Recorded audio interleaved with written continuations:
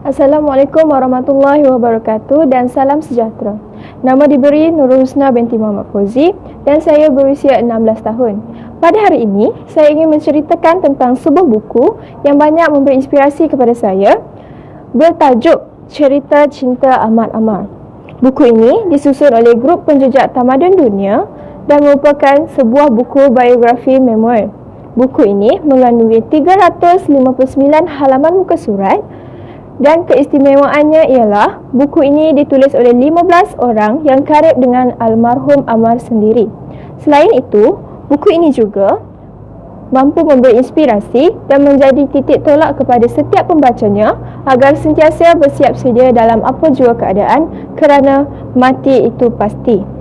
Pemilihan nama grup penjejak tamadun dunia ini dicetuskan oleh Tuan Haji Ahmad Azam Abdul Rahman, mantan Presiden ABIM yang kelima yang juga merupakan bapa kepada almarhum Ahmad Ammar sendiri. Beliau mencetuskan idea ini sekembalinya dari projek eksplorasi Sepanyol Amerika Latin pada tahun 2001. GPTD kemudiannya diserap di bawah Agensi Bantuan Kemanusiaan ABIM iaitu Global Peace Mission yang khusus dalam kerja-kerja kemanusiaan pada peringkat global. Tujuannya agar para relawan GPTD dapat bersiap siaga untuk membantu misi kemanusiaan GPM. Idea penubuhan ini juga tercetus bagi meneladani jatuh bangun sesebuah tamadun. Seterusnya, saya ingin menceritakan tentang sinopsis yang dapat saya rumuskan berdasarkan bacaan saya. Buku ini berkisarkan tentang seorang pemuda yang syahid dan kisah kematian beliau menjadi bualan sehinggakan kematian beliau dianggap sebagai sebuah kematian yang menghidupkan. Ahmad Ammar, sebaris nama yang tidak dikenali semasa hayatnya namun menjadi terkenal setelah kematiannya. Beliau merupakan seorang syahid tangguh. Pemikiran dan pelibatan beliau dalam bidang-bidang dakwah sangat mengagumkan. Seawal usia 20-an, beliau telah terlibat dalam pelbagai misi-misi kemanusiaan termasuklah di Syria. Subjek sejarah yang beliau pilih merupakan kesinambungan visi yang tertanam dalam diri iaitu untuk menguasai dunia kerana bagi beliau sejarah merupakan kunci kepada umat Islam. Pada beliau, sejarah kegemilangan Sultan Muhammad Al-Fatih menguasai Konstantinopel perlu diulangi.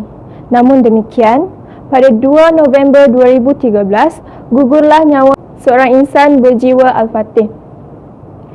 Pemergian beliau ditangisi seluruh dunia. Kematian beliau dianggap sebagai sebuah kematian yang menghidupkan kerana beliau berjaya menyuntik semangat anak muda dan menjadi terkenal selepas kematiannya.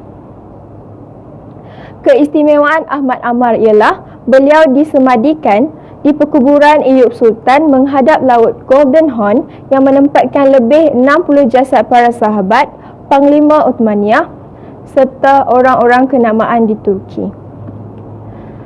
Seterusnya, saya ingin berkongsi tentang pengajaran yang terdapat di dalam buku ini.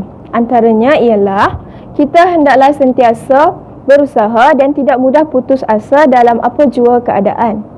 Selain itu, kita juga hendaklah sentiasa menghormati orang lain dan bersikap rendah diri. Antara bahagian yang paling menyentuh hati dan perasaan saya serta memberi impak yang besar dalam kehidupan saya ialah bahagian yang diceritakan oleh salah seorang sahabat karib almarhum Ammar iaitu saudara Ali Jabri Suhaimi. Beliau menceritakan tentang kepribadian almarhum Ammar yang menjadi teman beliau sejak dari bangku sekolah lagi. Setiap kali membaca bahagian ini, saya pasti akan menangis membayangi kehilangan sebuah persahabatan.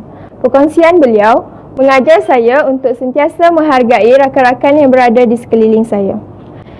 Akhir sekali, saya berharap agar saya dapat meneruskan perjuangan almarhum Ammar untuk mengkaji tentang sejarah kegemilangan Kerajaan Uthmaniyah dan membawanya pulang ke Malaysia, seterusnya membentuk pentadbiran negara dalam acuan Islam agar negara kita mampu menjadi negara yang hebat setanding dengan kerajaan-kerajaan Islam terdahulu.